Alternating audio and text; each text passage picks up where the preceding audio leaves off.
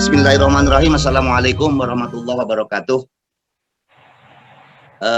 Yang kami banggakan terutama Mas Raja Porang Indonesia, terus teman-teman, sahabat-sahabat, penggerak, istilahnya motivator, inspirator yang ada semua hadir dalam acara ini. Terutama tadi saya juga walaupun belum pernah ketemu wajah langsung ya Mas Didi, Wandi, Pak Ngakib, itu kita sudah bukan asing lagi di dalam pemberitaan ataupun informasi-informasi terkait dengan bagaimana budidaya porang juga sukses story. Terima kasih semua pada kesempatan ini. Kebetulan Hipora ini kalau dikatakan satu namanya kan hanya perhimpunan, sifatnya menghimpun. Akan tetapi dalam kesempatan ini saya nanti akan ingin lebih mencoba membedah terkait dengan istilahnya produksi. Karena yang terjadi regulasi terhadap harga porang itu selalu nggak menentu, ya kan? Karena pemerintah juga belum regulasi. Justru kami sepakat bagaimana melalui asosiasi seperti ini kita bisa mandiri. Yang penting utama kita bagaimana pada pelaku yang pada mestinya itu adalah petani, pengusaha, ya kan gitu, harus ideal dan regulator. Nah, di sini kita juga kami mengajak atau mau mencoba untuk memberikan satu informasi terkait apa yang sudah dilakukan sebagai sebuah perhimpunan. Jadi Hipora itu sudah mencoba dan belajar itu baik secara teknis dan samanya terutama dalam praktek mulai dari tahun 2020 kemarin Agustus kita sudah memulai untuk selain menghimpun organisasinya kita juga memberikan satu kegiatan konkret. Jadi ketika kosnya itu berapa, petani berapa yang harus untung dengan modal seperti ini, dengan kondisi lahan, baik itu apakah nyewa atau milik sendiri atau pemanfaatan tumpang sari, itu semuanya kita sudah mencoba untuk istilahnya itu mencoba untuk mengimplementasikan dalam sebuah kerangka kerja.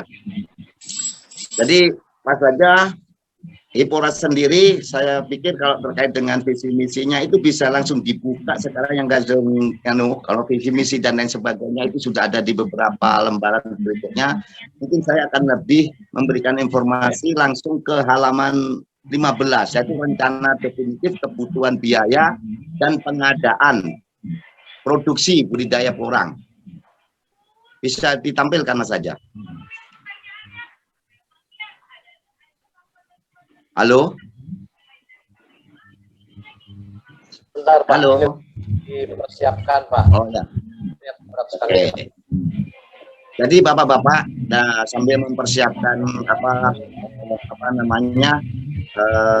tampilan atau paparan kami, pada prinsipnya begini sekarang, ketika harga porang itu pada tahun 2020 kemarin, menurut informasi yang kami terima itu kan kemarin sampai dari harga 8.000 bahkan sampai ke 14.000, bahkan ada yang mencapai 15.000.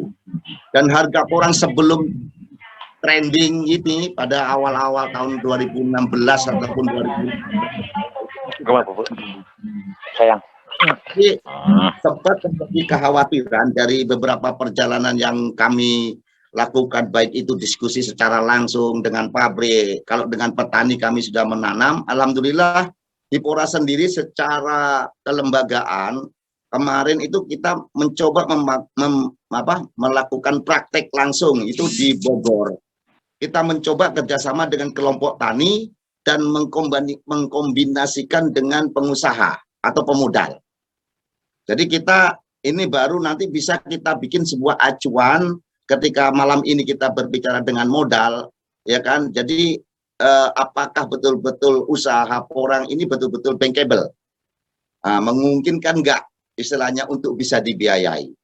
Nah, sering yang kita juga dengar ataupun ketahui ataupun istilahnya pertanyaan-pertanyaan seperti yang Pak Ngakib tadi sampaikan bahwa selama ini terlalu mentok kepada modal dan lain sebagainya karena pembiayaan dianggap sudah termasuk mahal. Maka saya akan mencarikan sebuah solusi. Memang harus ketika pemerintah itu memberikan satu apa namanya peluang dengan istilahnya dengan target atau misi ketahanan pangan nasional itu. Kemarin kita juga sama-sama mendengar bahwa menteri itu juga menyampaikan bahwa salah satu komoditi unggulan saat ini adalah selain burung walet itu adalah porang. Kita sudah banyak mendengar, tapi di bawah kok nggak sampai-sampai yang namanya kur itu yang dengan bunga 6% sudah digelontorkan sampai 80 triliun. Asumsinya dari bagian porang itu siapa yang sudah dapat? Gitu. Maka dalam kesempatan ini kalau memang yang dari pihak perbankan yang dihadirkan adalah BRI, ini sangat-sangat signifikan. Mudah-mudahan malam ini bisa menjadi sebuah solusi yang bisa salah satu yang dianggap menjadi kendala. Ingin saya sampaikan di sini bahwa di Hipora sendiri pada musim tanam tahun 2021 yang dimulai akhir 2020, saya memulai menanam mulai dari bulan Desember sampai Maret. Nah, kebetulan saya mencoba dari cara pembibitan itu kan. Kami sementara ini andai kata bibit itu kita hargai 2.500. Nah, langsung di halaman 15 Pak Raja, yaitu ketika bibit itu 2.500 ya kan. Nah, kita yang di pertama itu contohnya itu kita di Bogor itu di satu lokasi dengan kerjasama dengan 9 orang petani, kelompok tani itu. Nah, di situ kan ada lokasi lahan yang milik, terus luas lahan. Nah, itu kita ambil yang pertama itu 10.000 atau 1 hektar. Nah, dari yang 1 hektar itu kita tanam 20.000. Nah, jadi harga bibit itu 2.500. Saya anggap 2.500 itu dalam kondisi itu sudah dalam bentuk polybag. Jadi bibit itu nanti bisa disiasati. Jadi di sini tujuan RDKK ini memang kita bikin supaya petani itu bisa memanfaatkan dirinya sebagai petani dan sekaligus pekerja atau sebagai dia adalah pengelola. Jadi total 50 juta per 1 hektar itu bibit yang dibutuhkan. Nah, kemudian pupuk itu saya estimasikan ini habis 60 juta. Polanya pemupukan nanti itu kita memang sangat intens sekali. Terus kemudian penyiapan lahan. Lahan itu saya anggap memang katakanlah semak belukar, kalaupun LMDH masih dalam bentuk hutan. Jadi kita estimasikan pengolahan lahan untuk siap panen itu rata-rata kemarin pengalaman saya itu sekitar 12.500.000. Baik dilakukan secara manual atau melalui bantuan mesin. Terus kemudian di situ untuk harga ongkos kerjanya itu saya patok yang paling tinggi 100.000. Karena ternyata di Bogor itu ada yang 80, ada yang 100.000 kan begitu. Jadi itu di situ ada kolom penanaman itu butuh 50 hari ataupun 50 orang 1 hari. Katakanlah butuh 50. Terus penyiangan, terus pemupukan, itu orang-orang biaya-biaya itu harga ongkosnya itu kalau dipukul 100 ya seperti di total biaya itu. Maka biaya hidup juga gitu. Biaya hidup si petani itu juga kita misalkan lebih sekitar 14 juta itu ketika satu bulannya katakanlah gitu kita agendakan sekitar 500 atau sampai 750.000 untuk sebagai untuk perawatan lah di situ. Nah, total pembiayaan per 1 hektar di situ ketemu 191 juta sekian. Nah, dalam konteks ini skema yang saya bikin untuk normally 3 tahun. Nah, nanti kita bisa juga dengan beberapa pola. Ada yang 1 tahun, ada yang 2 tahun, ada yang 3 tahun. Nah, karena kemarin saya juga sempat selain yang di Bogor ini, kita sempat melakukan sosialisasi dan kerjasama. Itu ada di salah satu tempat PT Dutran itu siap untuk pengadaan panen itu hanya 1 tahun, tapi mulainya dari umbi. Ada sendiri RDKK-nya itu. Nah, pada prinsipnya saya sekarang kepingin katakanlah yang ideal 3 tahun saja. Jadi ketemu berapa nanti total biayanya seperti itu nanti kan tentatif tergantung kebutuhan. Maka dari pengeluaran seperti itu kita munculkan estimasi hasil panen bubil, katak, dan panen umbi. Itu pada halaman berikutnya, Mas Raja bisa langsung aja yang bawahnya itu.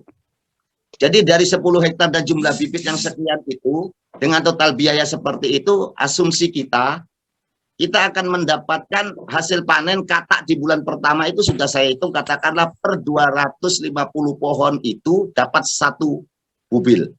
Artinya 250 katak kecil itu anggaplah 1 kilo. Ketika katak itu kita hargai 100.000 gitu kan per kilo, maka dia akan di panen katak pertama itu akan dapat 8.000. Tapi pengalaman saya ya yang sudah saya alami, karena ini sudah berjalan di bulan Mei dan Juni ini, hasil tanaman kami kemarin seharusnya katak yang kami targetkan ini ya variatif lah. Ada yang kebetulan yang di Bogor ini belum panen, tapi indikasinya target itu bisa terpenuhi. Akan tetapi banyakkan karena tidak tertolong tidak terhimpun begitu, sehingga kata itu mati hilang gitu. Jadi bisa jadi kurang. Terus kemudian harapan kami kata yang kedua itu sudah saya hitung dari hasil panen itu saya anggap 3 bubil kata yang ada dengan skema seperti itu saya anggap per kilonya itu 200 biji. Anggaplah dibikin rata-rata dengan harga 100 ketemu 24 juta itu. Kata yang ketiga itu yang sudah saya yakin di lapangan teman-teman ataupun para pencinta porang sudah bisa mengetahui, bahkan pasti di atas 5. Nah itu di situ saya selipkan dengan saya hitung per pohon itu katakanlah rata-rata 5 biji kata yang besarannya itu mesti bervariasi, tidak seperti hasil kata yang pertama. Maka kita estimasikan minimal itu kita mendapat sekitar 66 juta itu. Nah umbi itu saya patok harga 7.500. Nah kenapa harga 7.500 gitu kan? Setelah kami bincang-bincang dengan bagian produksi, di sini mungkin ada Pak Dian yang juga hadir, ini saya sempat menyapa, chatting, bahwa ketika harga idealnya 7.500 itu petani itu sudah untung gitu loh. Kenapa harga itu harus melonjak tinggi yang sehingga melakukan menjadikan produksi. Ini nanti imbasnya akan saya sampaikan. Perlunya ada kebersamaan di dalam asosiasi ini sebelum pemerintah membuat regulasi, ada satu semacam kesepakatan berapa sih harga maksimal yang ada di petani itu, sehingga para pengusaha produsen itu bisa melakukannya dengan istilahnya dengan margin yang ideal. Maka ketika umbi selama 3 tahun itu saya patok paling katakanlah rata-rata 2,5 sampai 3 kilo. Di sini coba saya lihat, tadi saya hitung kurang lebih sekitar kita hitung 3 kilo selama 3 tahun itu. Jadi, nah ini terbukti di Bawean pada waktu kemarin saya sudah melakukan panen perdana dari yang ditanam sebelum bersama Hipora, katanya pembudidaya yang belum bergabung itu tapi sudah menanam lebih dulu, itu rata-rata sudah ada yang 3 sampai 4 kilo, bahkan yang 2 tahun 2019 ditanam itu dipanen kemarin sudah di atas 2,5 kilo. Maka saya berani memberikan katakanlah hitungan dalam rata-rata kapasitas 3 kilo selama 3 tahun. Sehingga ketemulah keuntungan itu apabila dihargai 7.500 maka mencapai bisa menjadi 450 juta.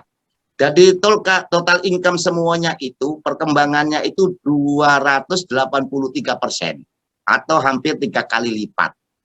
Nah, skema-skema ini akan bisa kita kawal, kita bisa anukan sebagai kalau investor aja bisa siap untuk berinvestasi. Nah, dan kita didukung regulasi pemerintah dalam hal ini KUR, kenapa kita tidak menggunakan KUR?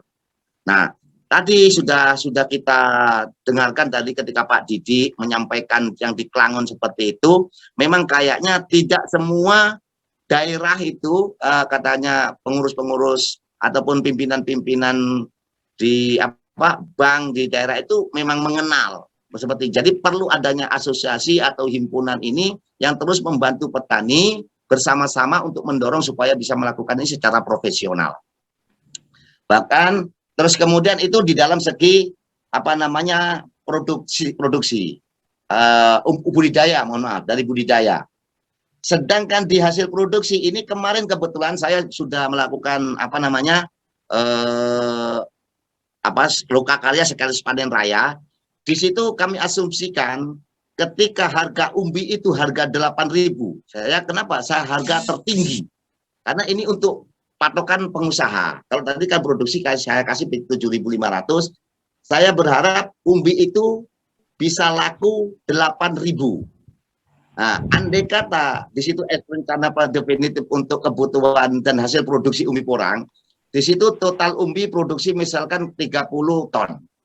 Ini sudah ada bahwa di Pulau Bawean itu kemarin sudah saya estimasikan itu insya Allah sudah lebih sekitar setelah kita identifikasi kurang lebih sekitar 80 sampai 100 ton basah. Ini saya ambil contoh 50. Ini yang ada di Hipora. Jadi ada beberapa cabang Hipora yang sudah siap mensupport, tidak target.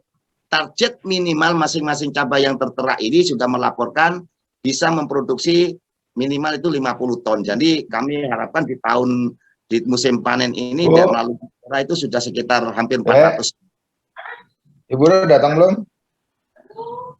Lapar Bapak, Dek. Dari uji katakanlah dari contoh yang 50 ton itu ketika dapat umbi kita dihargai 8.000 dengan biaya jumlah katakanlah 400 juta. Nah, ini saya kemarin mencoba dilakukan tidak semuanya melalui mesin. Tapi kalau ini diproduksi dengan mesin pasti lebih efisien.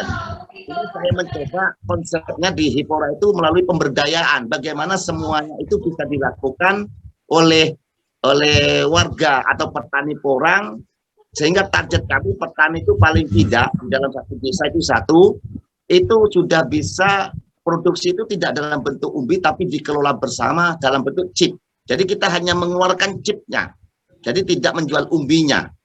Jadi dikatakan hasil produksi kalau tadi itu sampai dengan umbi, bagaimana umbi itu petani itu bisa bekerja atau berkarya bersama warga sekitarnya, katakanlah begitu. Nah, itu kita hitung perajangan dan pengeringan itu dengan target. Kemarin saya sebenarnya konsultasi dengan salah satu perusahaan itu antara 3 sampai 4 hari dengan panas matahari yang sekian. Nah, itu pembiayaannya seperti itu, sekitar 7,5 juta per 50 kilo. Kemudian packaging itu saya hitung istilahnya setelah itu kan termasuk biaya-biaya packaging itu termasuk ditaruh dalam satu sak, harga sak dan ke gudang dan sebagainya itu saya estimasikan itu 1 juta. Terus transportasi itu sudah saya hitung paling jauh normalnya. Ketika istilahnya transportasi termahal itu katakanlah 4 juta. Ada kata kita itu pakai semacam truk engkel lah ataupun fuso atau diesel itu kapasitas 4 ton. Itu kemarin sudah saya mencoba diestimasikan kurang lebih sekitar harganya sekitar habis 5 juta itu. Nah, total modal ketika kita belanja yang bukan petani harga 8.000 itu maka kita ketemu seperti itu. Nah, chip itu saya hitung setiap per 7 kilo itu jadi 1 kilo. Nah, 7 kilo basah itu menjadi 1 kilo chip. Sehingga saya harapkan pabrik yang menerima chip itu andai kata berani menerima 70.000 per kilogram, maka akan mendapatkan invoice per 50 ton itu seperti itu 86 juta atau sekitar 21%. Nah, 20% inilah kesempatan bagi istilahnya teman-teman yang mau bukan petani menghimpun petani untuk bisa melakukan kegiatan dalam masa proses dari pemanenan sampai pengeringan itu kurang lebih sekitar 2 minggu. Itu dengan asumsi kita mendapatkan invoice 21% 2 minggu itu sudah cukup bagus. Sehingga harapan kami nanti kita bisa menegosiasi. Jadi pabrik yang bisa menerima harga 70.000, kalau memang istilahnya 70.000 itu dianggap terlalu mahal, ya kita turun, maka harga itu yang saya tahu jangan sampai jatuh ke 7.500 tadi. Jadi invoice 500 ya untuk biaya produksi itu bisa diganti dengan mesin, bisa jadikan pemberdayaan masyarakat. Nah, bagi masyarakat yang kepingin melakukan ini dengan kapasitas minimal bisa menghimpun katakanlah 25 sampai 30 ton itu sudah bisa. Andai kata ingin investasi mesin seperti yang saya sampaikan ini, ketika semuanya dihitung, lahan dihitung dan lain sebagainya dihitung, itu perlu permodalan kurang lebih seperti yang tertera di bawah itu sekitar 22 juta. Nah, timeline juga perlu juga, maka kami dimulai bulan pertengahan Juni nanti, Juli, Agustus, mungkin dari 400.000 ton atau 400 ton yang akan kita kelola itu akan selesai. Jadi cukup kita hanya, kenapa gak ya kita gak usah berpikir yang ditanam orang. Nah, yang bikin kadang-kadang itu harga gak stabil karena kita sudah menyiapkan pabrik, kita gak punya bahan sendiri ataupun kolegan ataupun mitra yang memang sudah dipastikan itu, sehingga terjadi ada broker-broker ataupun istilahnya tengkulak-tengkulak itu yang kadang-kadang bisa menyimpan, bisa menahan dan lain sebagainya, itu yang bikin kacau. Nah, itulah sedikit gambaran yang ingin Hipura sampaikan dalam kesempatan ini adalah terkait dengan produksi. Nah, di sini ada pelaku-pelaku produksi yang sudah melaksanakan produksi. Bagaimana tanggapannya? Saya mohon dalam kesempatan ini tanggapan-tanggapan terkait apa yang sudah Hipura rencanakan. Mas Raja, mungkin sementara itu yang terpenting sebagai dalam prolog dalam pertemuan diskusi kali ini. Jadi Hipura berani memberikan harga 7.500 itu karena barang itu saya anggap milik sendiri, punya keluarga kita sendiri. Jadi saya tidak keburu, istilahnya kenapa sekarang hanya 400 ton yang harus kita kawal, itu yang pasti. Tapi ketika keluarga yang lain mau bergabung, monggo, tapi harus melalui ikut biasa standar, kita beli hanya segitu. Dan kita tidak akan memberikan yang paling murah juga enggak. Jadi di Hipura kemarin ketika di sosialisasi awal itu, di RPKK kami ketika kepada calon atau petani itu kita kasih patok harga 5.000 sampai 5.500. Tapi saat ini Hipura sudah berani harga minimal itu adalah harga 7.000 sampai 7.500. Tapi kami akan mengusulkan kepada pabrik, ya kan, ketika kami menghimpun itu minta paling tidak chip kami itu bisa diterima dengan 70.000 per kilo, maka kami ada stand 500 rupiah per kilo itu dalam rangka untuk ya Islam mengantisipasi. Ketika kita perlu sampaikan kepada bank, ya insya Allah kalau sudah konkretnya ketika kita kerjasama entah melalui dengan PT Ambiko, entah istilahnya melalui itu dengan Pak Dian itu kan, oke Pak Ali masuk sekian, oke kita kerjakan sama-sama. Itu mungkin yang bisa saya sampaikan. Lebihnya mungkin kurang, lebihnya mungkin banyak. Kalau kurangnya lebih kurangnya mungkin nanti akan bisa disempurnakan dalam saat kita diskusi. Begitu Mas Raja dari saya. Terima kasih. Assalamualaikum warahmatullahi wabarakatuh.